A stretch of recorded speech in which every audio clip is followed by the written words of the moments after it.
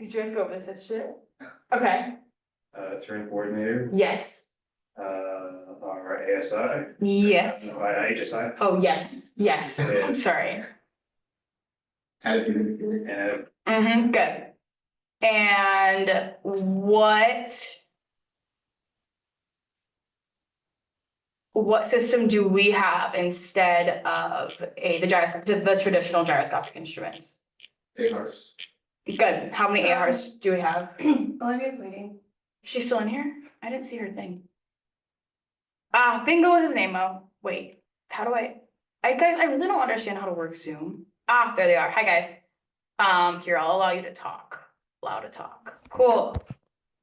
All right, let me add this to the list. How many ARs do we have? 2. So why do we have 2 ADC, 2 ARs for what?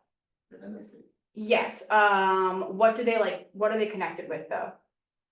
Like one is for what, one is for another? Yes, exactly, good. Cool.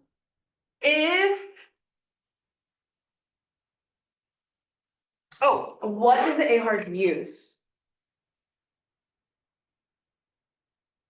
What kind of sensors do we use? Accelerometer. And? Magnetometer. Yeah, good. Are we subjected to traditional magnetic compass errors? No. Good, okay, cool. Cool, okay, you guys understand what's going on. That's great. All right, so today is we're gonna do instrument failures.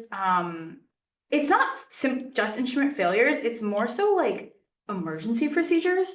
I don't know why they call it that specifically. Emergency instrument failures, lost comms, and ATC procedures. We have a really fun day ahead of us, guys. Promise. Okay. So to start, have you guys heard of the DECIDE model? Yeah, I've heard of it, but. So essentially, I don't know why they give us this before we start, because risk management is tomorrow. We should do risk management today, but I gotta follow the syllabus. So, DECIDE is a decision-making model. It's a process that we can use as in order to make a decision about what to do in the aircraft, which is called. Oh, do we know what it's called? ADM. ADM, yes, so aeronautical decision making. So it's essentially a type of decision making process. So DECIDE. D is detect that there is a problem or determine that an action is necessary. So for example, if you were like, oh shoot, there's a thunderstorm like 30 miles up north, I'm traveling to north. E, estimate the significance of the action. You estimate, oh, hey, I probably need to avoid that thunderstorm so I don't get struck by lightning or, throw it around in the clouds. C, choose your desirable outcome. So theoretically, I'd like to fly away from the thunderstorm and completely avoid it.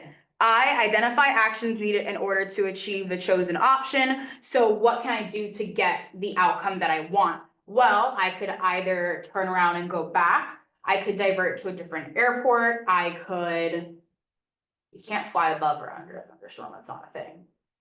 You have a couple different options there. And then D, do the necessary action to achieve the change. And E, evaluate the effects of the action. So evaluate, did my action actually change anything or do anything? And if not, you go back to the beginning and decide, do the whole DECIDE model again. Does that make sense to everybody? Okay, cool. So first emergency, emergency response. We are always going to aviate, navigate, communicate. Our first responsibility is to always maintain positive control of the aircraft, because if you don't have positive control of the aircraft, you can't do anything. Even if you want to navigate, you can't navigate if the aircraft isn't flying. So your first priority is always to fly the aircraft. Use all your available resources. We have ATC. You can ask, if you're in the practice area, ask other aircraft for assistance. It's kind of all you can do. We have emergency frequencies, stuff like that. Follow your emergency checklist. Always follow the appropriate emergency checklist. That's pretty straightforward. So smoke and fire. If you see smoke, assume there's a fire.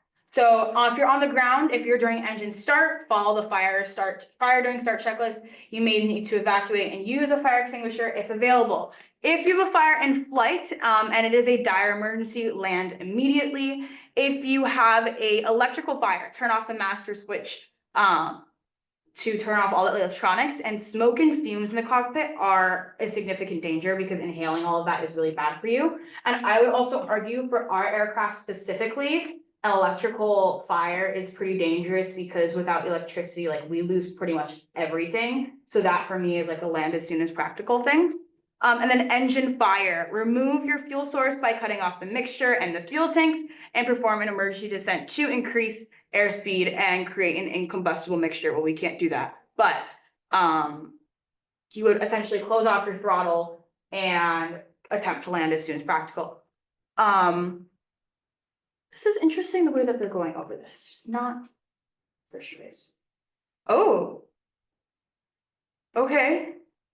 New video. There is no room. Hold on.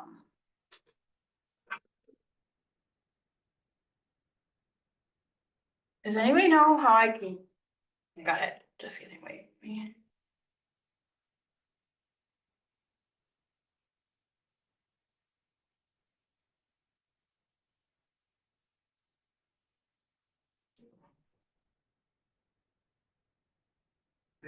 Or overshoot the runway. Okay. Results could be catastrophic. Minimum RAT speed is 140 knots, maximum speed for gravity gear extension 200 knots. I'm not lowering the gear until the last minute, okay? Okay. The crew struggles to lose height and speed for landing. Roger, Laja, 6 nautical miles. As they approach the runway, their speed increases dangerously. Too fast, and they can roll off the end of the runway. Lower the gear. Hold on. Speed is about 200. All right, I stabilize the speed. Can you give me a landing speed, please? No engine, no flaps. Ideal approach speed is 170 knots. We're too fast. Yes. But the runway is very long. Captain Pichet performs a difficult series of swerving maneuvers to slow the plane down for landing.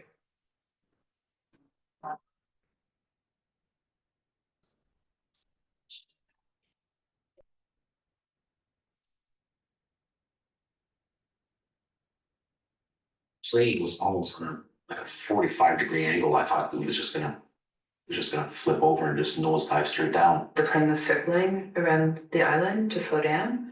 So then we saw land and then we saw water. And when I saw water again, and it really struck me that, you know, our chance for survival had maybe was gone. The Sorry. runway is I'm long. trying so hard. Yeah, sure, but at the end is a 400-foot cliff. If we don't stop in enough time, we're toast. We're dead.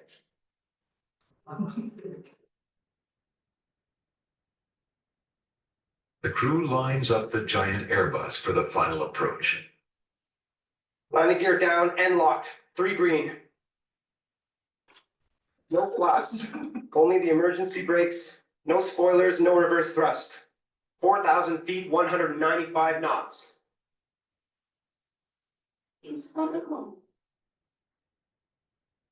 3,000 feet, 197 knots.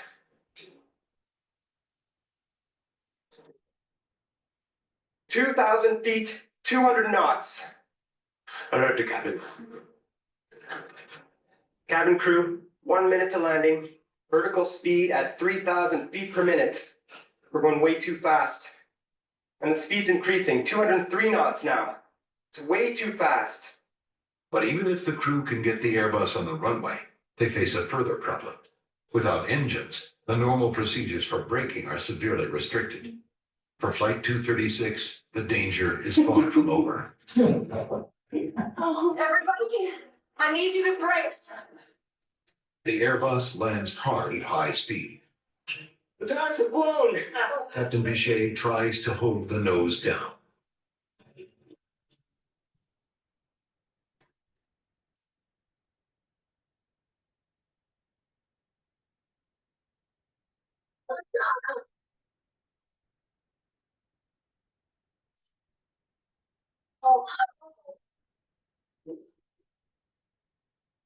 After bursting 8 tires, the plane finally stops in the middle of the runway.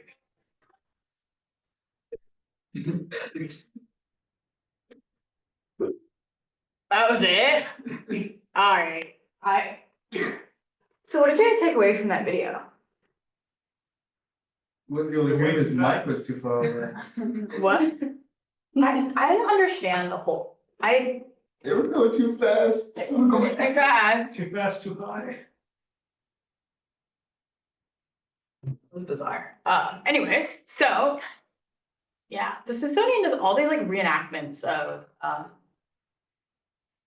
crashes, and sometimes they're good and sometimes they are not so good. Okay. What was the point? I don't know, because they've done other videos where it's like, one of them was about a microburst, and that one was pretty good. But I also, sometimes the reenactment, the actors are really cheesy, and like, I just can't sit through it, and that one was really bad. Yeah, I was like. Anyways, so, engine issues. If you have rough running or partial power loss, prepare as if an engine failure is imminent. Rough running or, so a cause of rough running or partial power loss can be carb ice. Do we have carb ice? Because we have a fuel injected system, but then that's why in other aircraft, in Cessna with carburetor engine, or if you have the ULS, which we don't have any ULS here, they have them all in Torrance. The venturi in the carburetor can create low enough air temperature to form carb ice, which is why they need to use carb heat. And you can be susceptible to it even in like 70-degree temperatures, like it doesn't even matter, which is kind of crazy, but that is what can cause that in those type of aircraft. We also have fuel starvation. So as a fuel tank runs dry, your engine may run rough momentarily before failure. You want to either switch tanks, or we don't have that, a fuel boost pump. But if your one tank is dry, switch to the other tank to try and obviously get some fuel in it. Magneto failure. We also don't have magneto failure because we don't have magnetos unless you have the ULS. But a failing magneto is a common cause of a rough running engine. This can be cycled in flight to determine if one has failed. For our case, if the engine is running rough, sometimes the lane it will come on to indicate something's wrong, and we just cycle it on and off. And if it doesn't go off, we go and land as soon as practical. Internal engine failure. So if you have like something stuck, that might cause something to run rough. Internal damage to the engine may cause a partial power loss. A total engine failure may be imminent. Either way, if you have any rough running or partial power loss, you want to land as soon as possible because your full engine might just go out. Just, that's how it be. Yeah. Okay, overheating. So some overheating can be resolved in flight by increasing airspeed, because what happens when you increase airspeed? You're getting more airflow. And our engine is, how is it cooled? Air and liquid. What kind of liquid cools our engine? Sure. Air is a liquid too. Okay, yes. Fair point, actually, with that one. What kind of liquid? You said coolant? Yeah. Yes, coolant and oil. Yeah, so we have coolant, oil, whatever Justin said. Antifreeze. Glycol. Glycol, yes, glycol. Okay, glycol, and air. Yeah. That's how we can resolve some of those things in flight, but overheating is very dangerous. That's why during the summer, we tend to climb out at 80 knots to get more airflow over our engine. Even when I went to Palm Springs the other day, we were sitting at the ground, like maybe not even 20 minutes, and our coolant was already starting to rise. So we had to take off so we could get some airflow. So we climbed to 80 knots to make sure our engine didn't overheat. So things like that, it's really important to keep that in mind, especially in the summer, because overheating, well, first of all, it reduces your performance in general, but overheating to your engine is just really bad. Oh, cylinder head temperature. No one calls it CHT. So cylinder head temperatures and airspeed. So flying at high power settings and low airspeeds can lead to excessively high cylinder head temperatures. When would you be in high power settings and low airspeeds? Slow flight or climb, exactly, yeah. So avoid prolonged climbs at VX or VY, particularly on hot days, to not overheat your cylinder head temperatures, because those are cooled down again by air and liquid. So it's just harder for them to cool down, therefore your engine can overheat. Low oil pressure causes decreased lubrication, so increased friction and can lead to overheating because the oil can't circulate and it can't, what is it, like, can't cool. It can't cool, clean, and lubricate the way that it's supposed to. A rising oil temperature is a sign of imminent engine failure. Yeah,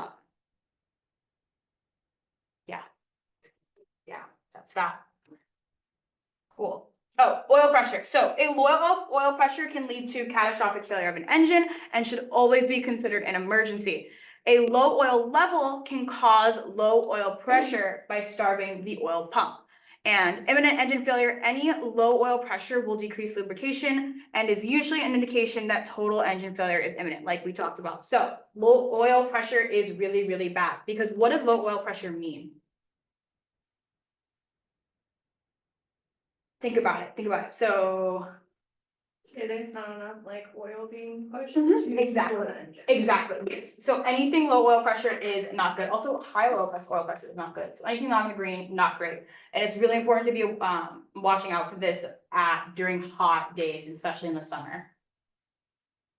Cool. All right, total engine failure. We talked about this, didn't we? No, we didn't. Okay, no, we talked about imminent. Fuel starvation. So fuel starvation is one of the most common causes of engine failure, which is crazy. Because guys, we plan for our flights, we should plan for enough fuel. Like, this is so avoidable. So please be aware when you're switching your fuel tanks, and verify that the fuel selector is fully in its position, and don't forget to switch tanks. Like, we have something that comes up, so we can switch it every hour. When you switch your tanks, you look outside. Okay, if something goes wrong, where am I gonna land? And when you switch your tank, verify that the pressure is still in the green and making sure that everything's running smoothly. Granted, fuel starvation can just be that something's not working, like your pumps aren't working, but you should always have enough fuel when you fly. That is something that is so easily preventable, and it frustrates me every time I see it. Carb ice. So carburetor ice that is not addressed promptly will lead to a total engine failure, which may not be easily corrected as the engine cools. So carb ice, if you are flying a Cessna or an aircraft with that, a carburetor, something to be super aware of. Total engine failure can be caused by total failure of internal components. Well, yes. So if the things internally fail, obviously everything outside will fail. Cool. Okay, electrical issues. So alternators can fail in flight for a variety of reasons, including excessive loads.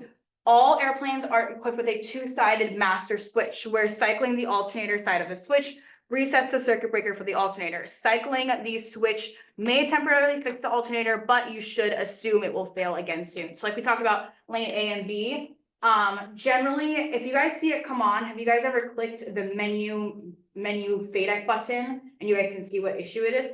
Sometimes it's literally just a sensor issue, you don't know, but always check and take a picture of it before you cycle the lane light, and then cycle it. And if it just goes off, it's normally nothing to worry about, but still, like, let your CFI know, or your CFI will let somebody know. But if it keeps happening, like, clearly something's wrong and it has to be checked out with maintenance. So it's probably press menu and then what? menu, and then, gosh, I can't remember exactly. Menu. Like on the G3X. Yeah, on the G3X, it's like menu and then menu again. Takes you to that page where you can like select a bunch of things.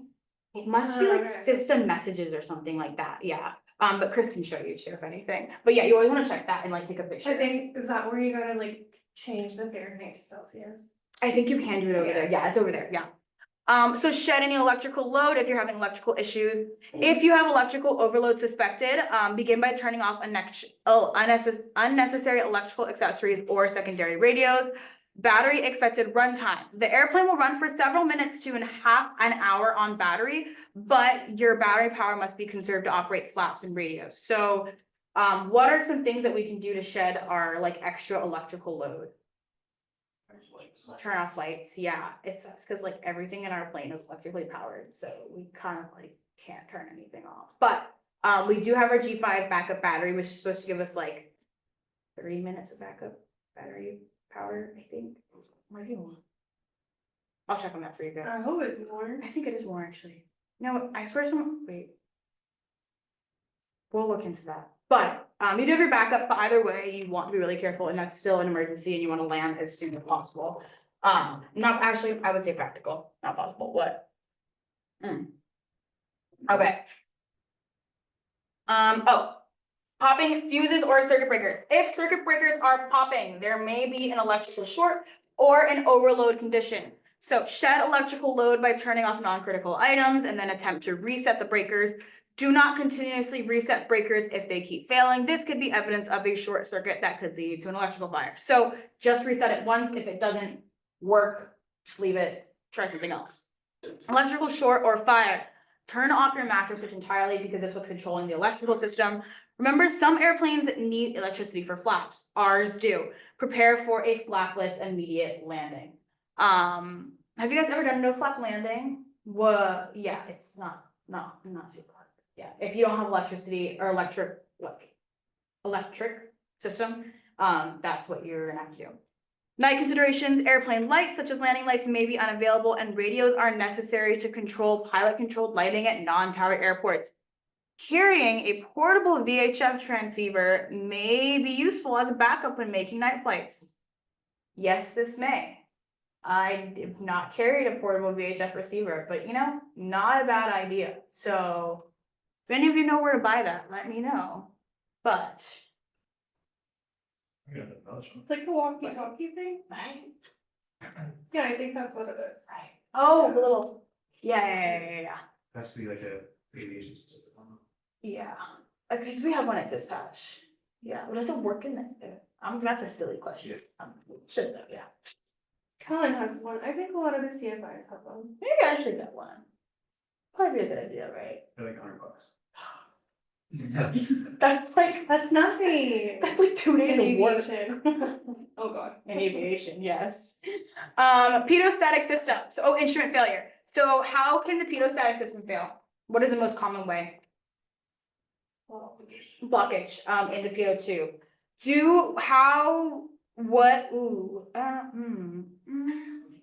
How can we, do we have, sorry, let me cook. What can we do if our pedo tube is blocked? What do we have?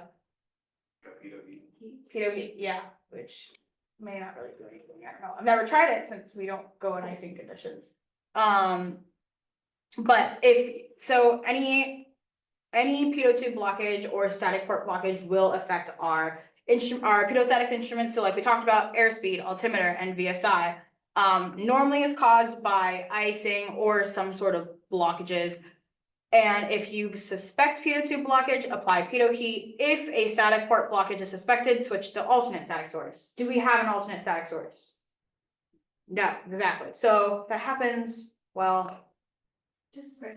Yeah, exactly. My answer. Vacuum system. So do we have a vacuum system? No. Good. In most vacuum systems, a failure of this system will cause the attitude indicator and directional gyro to indicate unreliably because what is a turn coordinator controlled by? Electricity for redundancy purposes. So in some cases, if the vacuum is not getting enough suction, the gyros will not spin, therefore a failure, but you'll still have your turn coordinator, which you can still do things with your turn coordinator, but you can't see your attitude or your heading, so that kind of sucks. But you'll have one thing. So monitor the suction or vacuum gauge, and if vacuum failure is likely, cover the attitude indicator and directional gyro to prevent distraction. Interesting. Interesting take on that one. Hydraulic issues. If your hydraulic brakes fail, use aerodynamic braking to partially compensate. Do you guys know what that means? Yeah. Flaps. Yeah. Oh, and that. Yeah. I thought it was just this, pulling back. Some people say it flaps too. Like that's why some people do for short field aerodynamic braking, they full flaps up and they full power. And they not full power, sorry. Brakes can do this, yeah.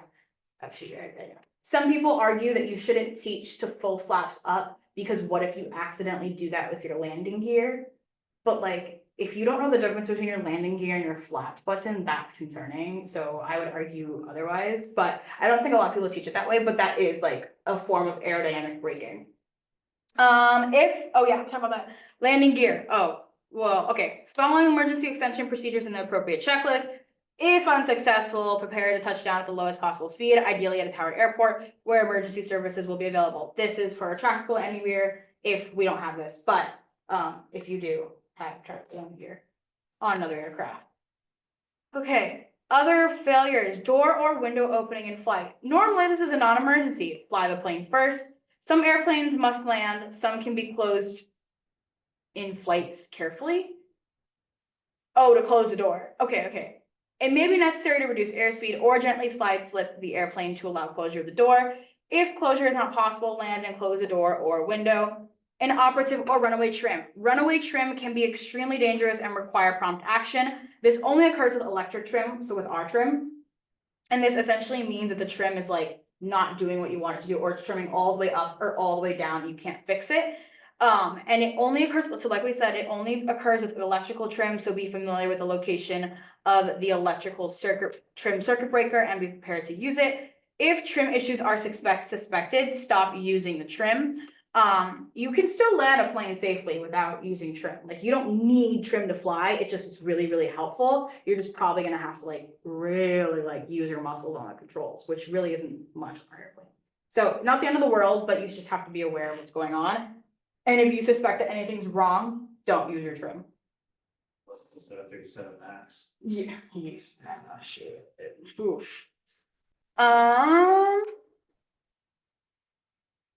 What does this say? Okay, so any questions on like emergency stuff? It's pretty just like basic stuff. Yeah, okay, cool. So pilot and controller responsibilities. Pilot responsibilities is to correctly understand, read back, and comply with the air traffic controller's IFR clearances. This helps to eliminate confusion and to save time for both the pilot and air traffic controllers. A great helper for these readbacks can be found in the pilot control glossary in the Aeronautical Information Manual. Controller responsibilities, main responsibility of air traffic controls is to maintain aircraft separation, and this is accomplished by providing IFR clearances to pilots. Cool. Pretty simple stuff. Okay, so communication frequencies. First, we have FSS. They provide pilot briefings, receive and process flight plans, and relay ATC clearances, originate NOTAMs, and broadcast aviation weather. Some facilities provide en route flight advisory service areas, take weather observations, and advise U.S. Customs and Immigration. You can contact them on WX Brief for either a weather brief or just to contact the FSS, or if you need to get your clearance at an uncontrolled airport, you would call them as well. ATC towers, we know what a tower is. Several controllers in the tower cab handling an instrument flight. When there is a dedicated clearance delivery position, the frequency is found in the chart supplement and on the instrument approach plate for the departure airport. When there is no clearance delivery position, the ground controller performs this function. So at our airport, we technically have a clearance delivery, but we never use it. We always just Somewhere in this. Oh, no, you're fine. We always just contact ground. Some airports, like if you go to, what is it called, like Long Beach or, let's see, John Wayne, they'll probably have you contact clearance delivery to get your clearance, your IFR clearance instead of ground, because, they're just so busy on ground that they can't do all clearances at once. But here we always just contact ground. I've never had to contact clearance delivery, even though we do have one. At the busiest airports, pre-taxi clearance is required. The frequency for pre-taxi clearance can be found in the chart supplement. Okay, TRACONs. So TRACONs are terminal facilities because they provide the link between the departure airport and the en route structure of the national airspace.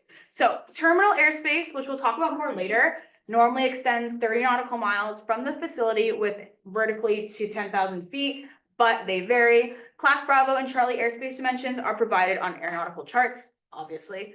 At terminal radar facilities, the airspace is divided into sectors, each with one or more controllers, and each sector is assigned, it's not discrete, but a radio frequency. I don't know why they say discrete. And then here, the picture should come up here. Is it on? No, Yeah, so, I don't know, so like, SoCal Approach should be a TRACON, right? It's like center. Is it Silk Center? Oh, yeah, oh, no, yeah, an approach center is Tracon, yeah. So SoCal approach, you guys will be talking to SoCal approach a ton when you go do IFR stuff.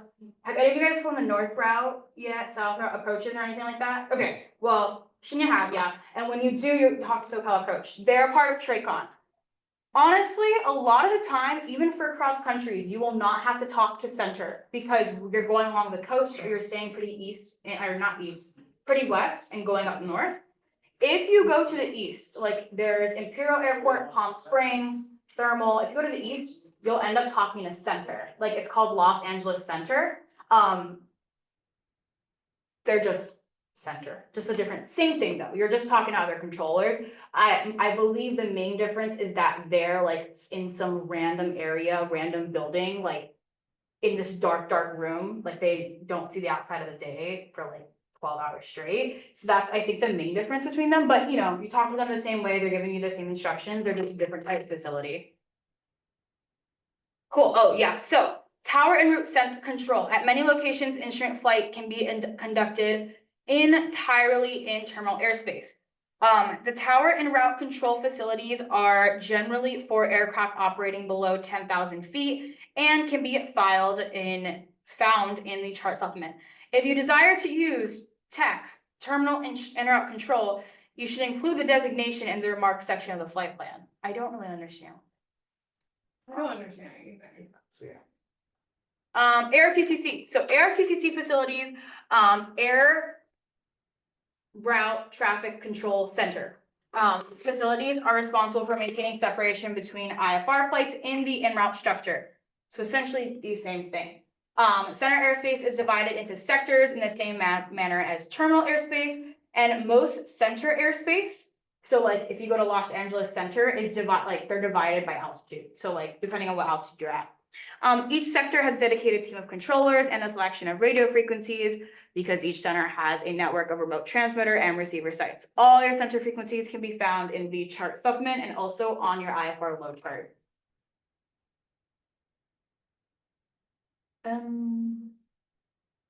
Okay. How do you guys input a nav aid? So what is a nav aid?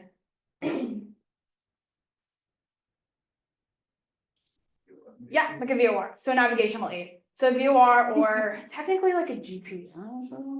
Yeah, technically GPS. How do you input a nav aid into our plane? Where do you go to put it in? 650. The 650, yeah. So what do you do? The UR frequency. Yeah, and how do you verify that nav aid is working properly? ID check Morse code. Yeah, so you ID and you check the Morse code.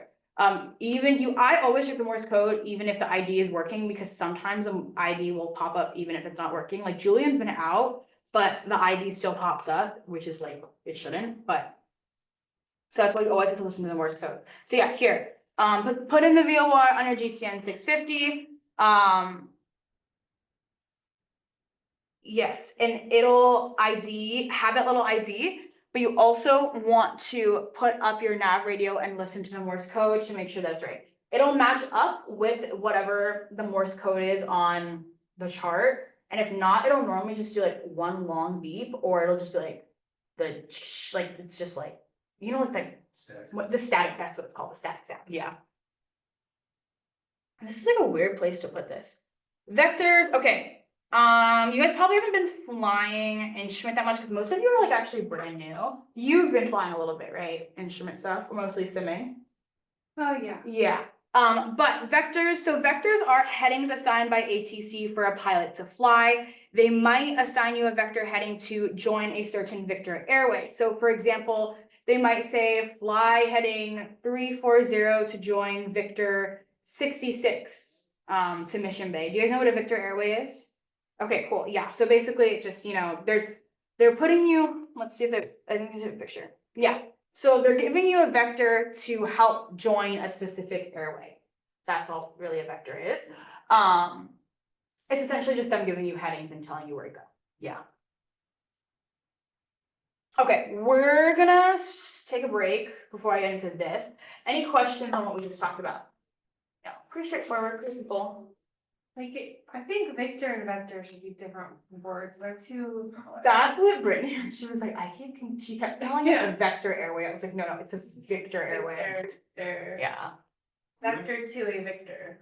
Really quick, what does the tricon stand for again? And do we need to know that? Okay. I feel like. All right, we're gonna take a break.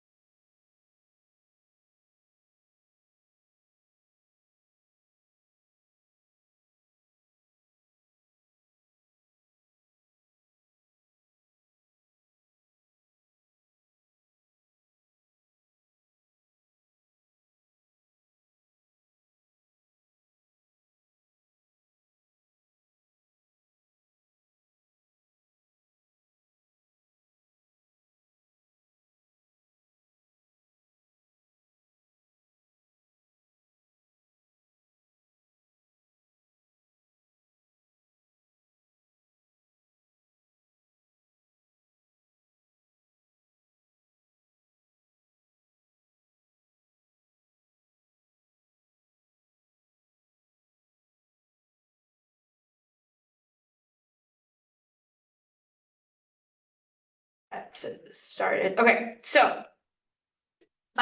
First thing, well, not first, we're gonna be talking now about lost comms. Which lost comms is a little bit different for IFR than it would be for VFR because we obviously cannot see outside, therefore that means we cannot just fly to another airport that we see.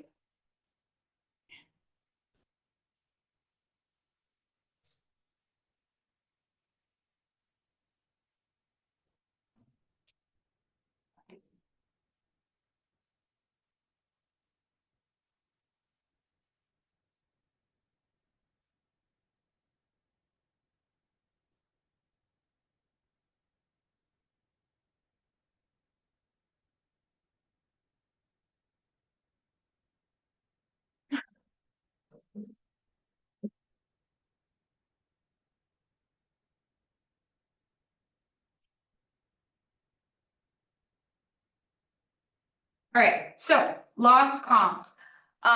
Anybody know what regulation this is for IFR operations? Okay, you know. 91-185. Very important to know. So, first thing you should do when you have, I'm fully blocking the board. The first thing that you should do when you have lost comms is squawk 7600. Or, well, actually, that's not true. You should check and make sure that you actually have lost comms and then squawk 7600. If you are in VFR conditions, remain in VFR conditions and land at the nearest suitable airport using VFR lost comms procedure. What are VFR lost comms procedures? You guys both just got your PPL. Yeah. Would hope you know this. Yes. Troubleshoot, Uh-huh. and once you realize you actually have lost comms, go to 7600. Mhm. Airspace, 500 feet above traffic, 9 altitude, circle tower, what you like it. Good, perfect. Yeah, so that's what you do if you're in VFR conditions, or at any time if you get to VFR conditions, just land. There's no point in continuing under IFR to another airport. I think I'm gonna sneeze. Excuse me. Why is this not working? Oh, shoot. Okay, yeah. So if you are in IFR conditions, the first thing that you're gonna do is select your route to fly. So, lost comms. So for our route, we use the acronym Avenue F. So first, you're gonna fly your last assigned route. So for example, if they told you, direct Mission Bay, fly direct to Mission Bay and then the route as filed. If you did not get a route assigned by ATC, fly your last vector. So like we talked about, a vector is gonna be like, maybe they're gonna give you heading 340 to intercept Mission Bay Victor 66. Fly that vector to intercept Victor 66. If they did not give you a vector, but they gave you an expected route,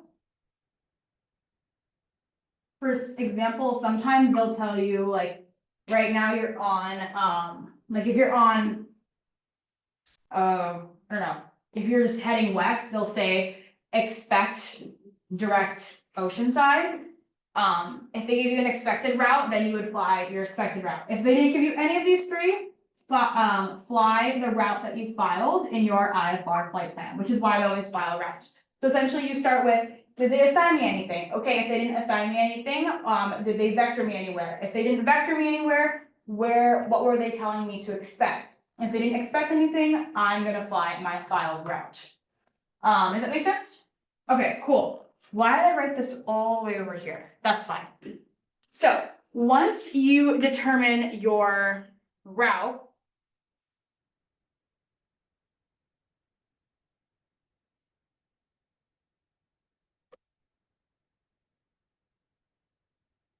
Sometimes if you were to do a bad connection. yeah. Oh, there we go. You want to fly your altitude, and this one is a little bit wrong. So altitude. So the acronym for altitude we use is ME. I don't like the way that I drew this. That's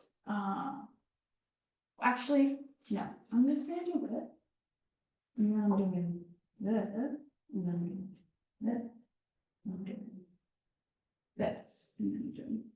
Perfect, okay, so, next you're going to do your altitude. So you determined your route, you're gonna decide your altitude. This is a little bit wrong, I'll explain what I mean. So we use the acronym MEA. I wrote, this says minimum in route altitude, but it's actually minimum IFR, minimum IFR altitude, which we'll go over in a second. So minimum IFR altitude. And then we have our expected altitude. And then we have our assigned altitude. So essentially, you are going to fly the highest of these three, because that will kind of, not get, that will get you the most, I guess, I don't wanna say like, that'll keep the highest, AKA the most safe, basically. It's kind of what I'm trying to say. So, let's take a little bit, so a lot of people say that the M in this acronym MEA is for minimum in route altitude, but that is actually wrong. Not completely wrong, that's not true. Sometimes it's not the MEA though. So what they're saying is, yeah, why is this keyboard being so bad?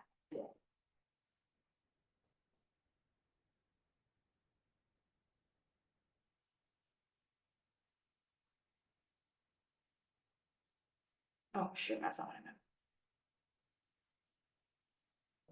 So, two-way radio communications failure 91-185. So, route. So like we talked about, by the route assigned in the last ATC clearance. Can you guys see?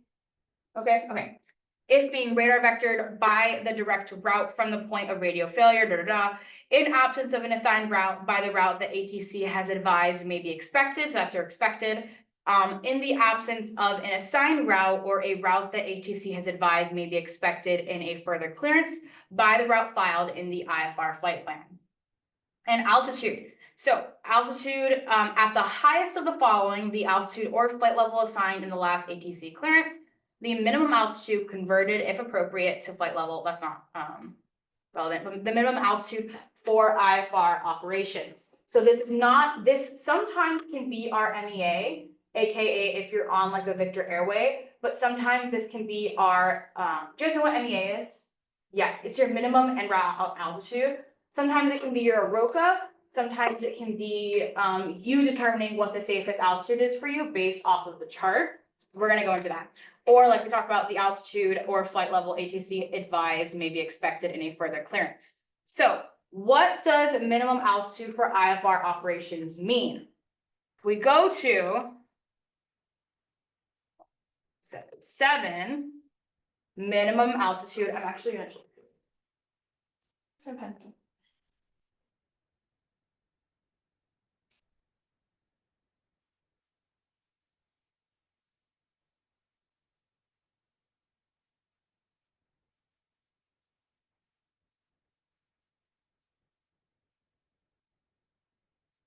Minimum altitude for operations. So if you go to 91-177, minimum altitude for IFR operations is the applicable minimum altitudes prescribed in part 95 and 97. However, both MEA and MOCA, but you cannot operate below the MOCA with unless you are within 22 nautical miles of the VOR, which we'll get into a little bit more later. But if no minimum altitude is prescribed, as in parts 95 and 97, then in the case of operations over an area designated as a mountainous area in part 95 of this chapter, an altitude of 2,000 feet above the highest obstacle within a horizontal distance of 4 nautical miles from the course to be flown, or in any other case, an altitude of 1,000 feet above the highest obstacle within a horizontal distance of 4 nautical miles from the course to be flown. So what they're saying is, if there is no applicable altitude in that area, if you're off route and you don't have an MEA or a MOCA, it is up to you to determine obstruction clearance.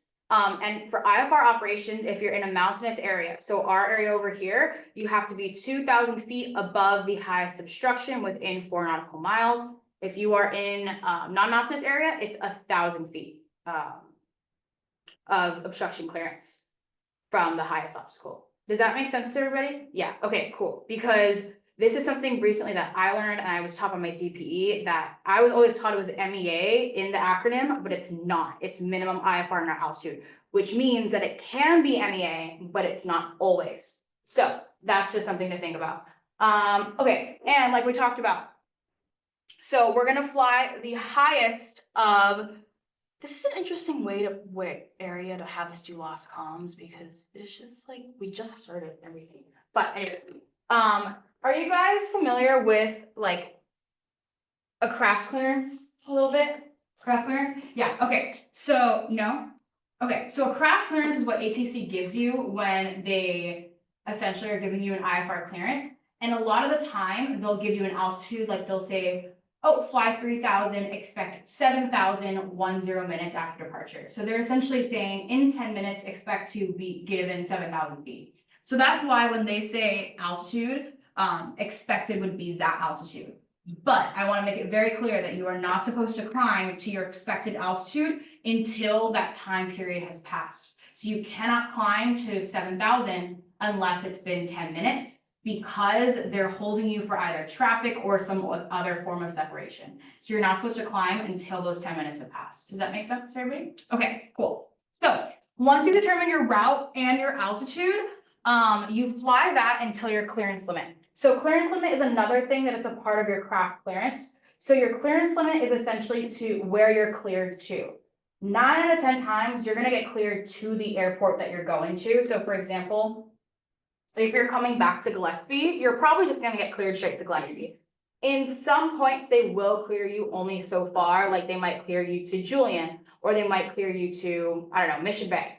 But so for example, if your clearance limit is a point from which an approach begins, so an approach into your destination airport, then you want to leave that fix as close as possible to your ETA or your estimated time of arrival at the airport and approach into land. So for example, if you're cleared to Julian leads into the approach here called localizer delta. You can leave Julian as close as possible to your ETA in order to complete, in order to do the localizer delta approach into Gillespie. But if your clearance limit, so where they cleared you to, does not lead into an approach, for example, if they cleared you to Oceanside, VOR, then you have to hold there until as close as possible to your ETA, and then go somewhere else, go to another fix that leads into an approach and use that fix to do the approach to land at your destination airport. So if you were at Oceanside, I would wait until as close as possible to your ETA and then go to Julian, and then from Julian, localizer delta back into Gillespie. I know we haven't covered approaches, that's kind of confusing a little bit. Does that make sense though to everybody kind of? Yeah, you can give a question? Yeah? I think I'll. Yeah, get it later, yeah. it's, the thing is about lost comms is you kind of have to understand flying instrument first, so it's an interesting place to put the lesson, but we can definitely go over it again later at some point. This isn't like the only time we're gonna go over it. But it's good to understand the basics for sure. Cool. So, does that make sense to everybody? Any questions on that right now? No? Cool, okay.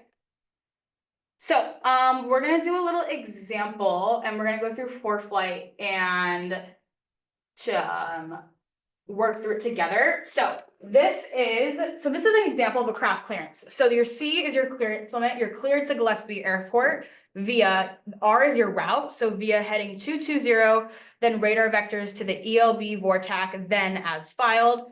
Your altitude is going to be 6,000. Expect 10 minutes after departure. Frequency is 123.5. Squawk is 1227.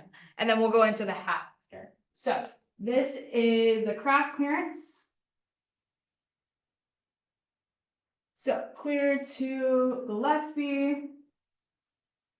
Upon departure, turn right heading 220, radar vectors to ELB. Then as filed, climb maintain 6,000, expect 10,000, 10 minutes after departure, and then frequency 1235. Go up, what did I say? 1227.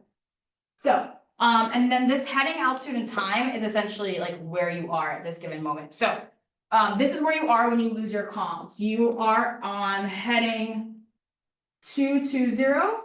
You are at 6,000 feet. And it has only been 2 minutes. Yes, you climbed all the way to 6,000 feet in 2 minutes. That's, or three. Oh, three. Everybody kind of understand where we're at right now? Yeah. Okay, cool. Ooh. I want my Apple Pencil for this, so I can draw this out for you guys. Un momento.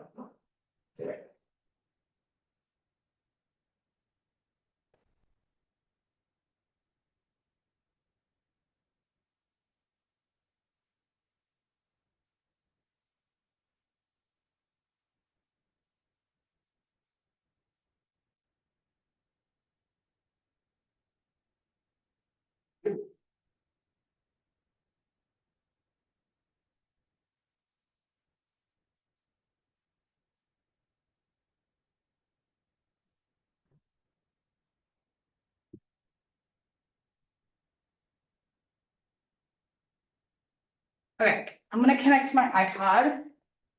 People on Zoom, you guys might not be able to see this. But we're basically on fourth flight right now, going through, how do I do this?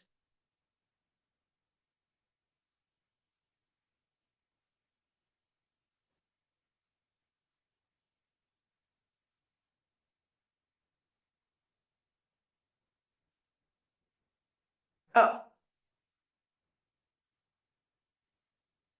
Why is it doing this?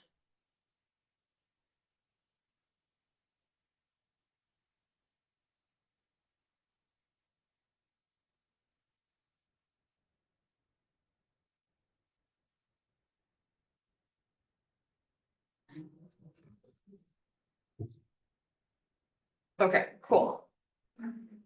Okay, cool. Where am I going? Fourth flight. All right. So actually, let me see if I can have you guys. Can we have that like air turned off? They might say no. I'll tell them that you asked for it. I mean, it's raining, it's 72, unless everyone else is fine, it's a little cold. I'm fine, but Is everyone else fine? They're- If it's comfortable. there's. Hey. Yeah, I need it. Nice of you to show up. They're very like, they get mad. I know, but it would save them money if you just turn it off. Yeah, but it gets so hot. You can ask if you can ask. I feel like it's something they shouldn't care. They don't like to have to turn it off and then turn it back off and then turn it off. I don't like. It's a very basic task, very basic task. But it's not that bad, so I'll just show. You'll be okay. You'll survive.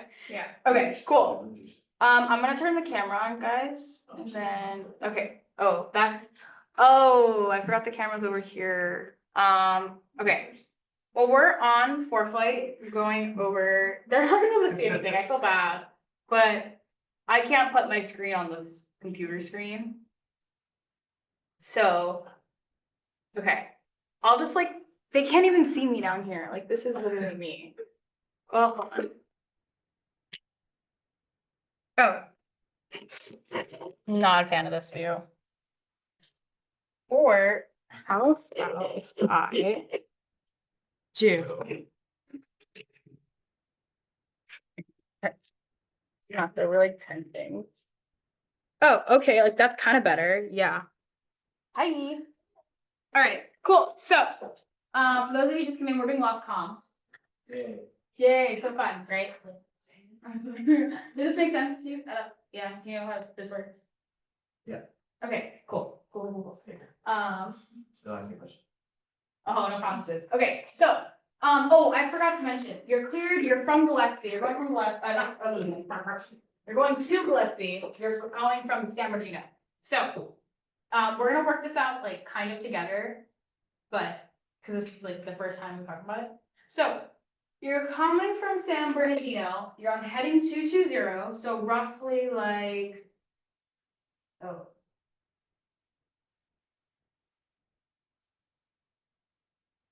sorry, I'm working this out. Like, right. Oh, no. Right. So roughly, do you guys see what I did there with the little arrow thingy-majiggy? Yeah, roughly you're about, I'd like to say, over Pettus. This is where we are. According to our hat instructions. Why is this not moving? Cool, our hat instructions. Okay, so what route would we fly from here? How would we start with this?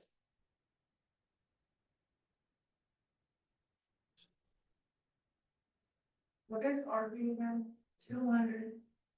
Oh, radar, heading 220 radar vectors to the ELB or TAP, then as filed. So were we assigned anything? Okay, what were we assigned? Heading to 0 radar vectors, ELB. Yes, so we were assigned heading 220, so we're on heading 220, then we were assigned radar vectors to ELB. So the first thing we're gonna do is direct ELB, because that was our vectored, what is it called? Route. So ELB is down here. So we're over here, we're gonna direct ELB. That's a straight line. Direct ELB, and then we weren't expecting anything, but we did then get as filed. So after ELB, we're gonna fly whatever our route that we filed was in the IFR flight plan. And let's say we went down this Victor Airway, then here.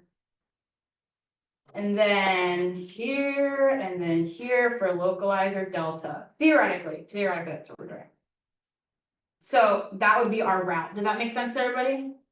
Because we were assigned heading 220, and then we had radar vectors, so we're gonna direct to ELB VORTAC, and then continue the route as filed. Now, we have to pick our altitude. So our expected altitude is what? 10,000. 10,000. What's our current assigned altitude? 6,000. 6,000. Can we climb to 10,000 now though? No. No, exactly. So we have to determine what our minimum altitude for IFR operation is in this area to maintain obstruction clearance. So part of it, we could do that by via ROCA. Or what we could also do, why is my screen getting better? What we can also do is, where else can we find obstruction clearance information? What other charts can we look at? VFR. The VFR chart. So if we're over here, we're about to hit this quadrant. We're gonna fly all the way to this quadrant. It's probably gonna take us. We're flying all the way through this 4-5 quadrant. 4,500 is the MEF. Here is the MEF for this quadrant. So it's the highest obstruction within that quadrant. How would we convert that into an IFR altitude? Does anybody know? But you add 1,000, Close. add 2,000 per mountain. Yes, exactly. Yeah. So you would add 2,000 to that 4,500. You look so surprised. You would add 2,000 to that 4,500 to get 6,500. So you would climb up to 6,500 because 6,500 is your minimum altitude for IFR operations, because that's what's going to guarantee you obstruction clearance in that quadrant. After you climb at 6,500, when can you climb to 10,000? After 10 minutes. So you'll stay at 6,500 until it's been 10 minutes. After 10 minutes, climb to 10,000 and then continue as filed with your 10,000 with the whole route along the whole way. Does that make sense to everybody? I know these like lost comm situations can be really weird. But we'll do some more practice on them as well. I was gonna say something else, forget. Yeah.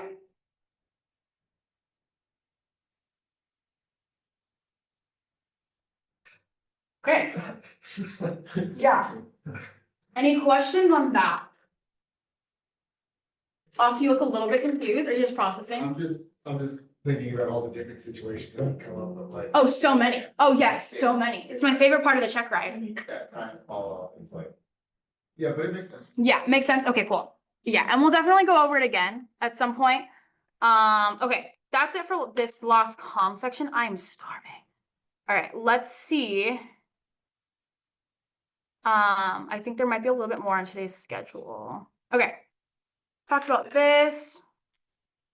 Talked about lost comms. This keyword sucks. Oh. Okay, that was it for today, actually. Does anybody have any questions?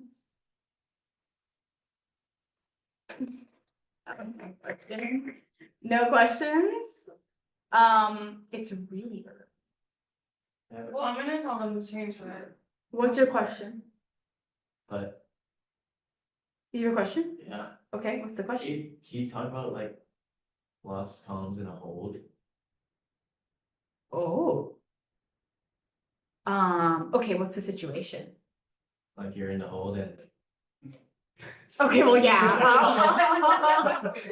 Okay, no, Like, yeah. what's your lost comm procedures for a hold? Well, it'll be the same thing, but are you like, Like we're in there and then well, okay, yes, you're in the hold, and then you move your, so you follow the last instruction. But then what, do you wait on the EFC? And then just fly the route as filed? yeah, essentially, are you, so you're saying you're holding and you're going to a destination airport? Mhm. Yeah, so that's why they give you the EFC time. I would wait until your EFC time and then proceed the route as filed. And essentially go through the same thing. Like if they assign you something, whatever they, because they probably essentially are having you hold for traffic or weather or some sort of spacing. So after that EFC time, you can continue your route as filed or whatever they assigned you. And it would be the same thing, like fly the highest of your minimum, expected or assigned, and then determine your route based on assigned, vectored, expected, or filed. Does that make sense? Yeah, Okay, so, did that answer your question? yeah, It's okay if it didn't. oh, okay. No, yeah, It did? yeah, yeah. Okay, you sure? You sound kind of unsure. No. Okay, I was that was a good just question. Making sure. Okay, that was a good question though. Yeah, any other questions? Okay. No? All right. Cool. Cool. All right. Thank you. So tomorrow is going to be basically risk management and stuff. So that'll be a fun lesson. Definitely like top 10 in my book, you know, really important. So yeah, get really excited for that one, guys. Cool. Well, if there's no questions, that's it for today. Yes. All right. Bye, Zoom people. Goodbye. Thank you.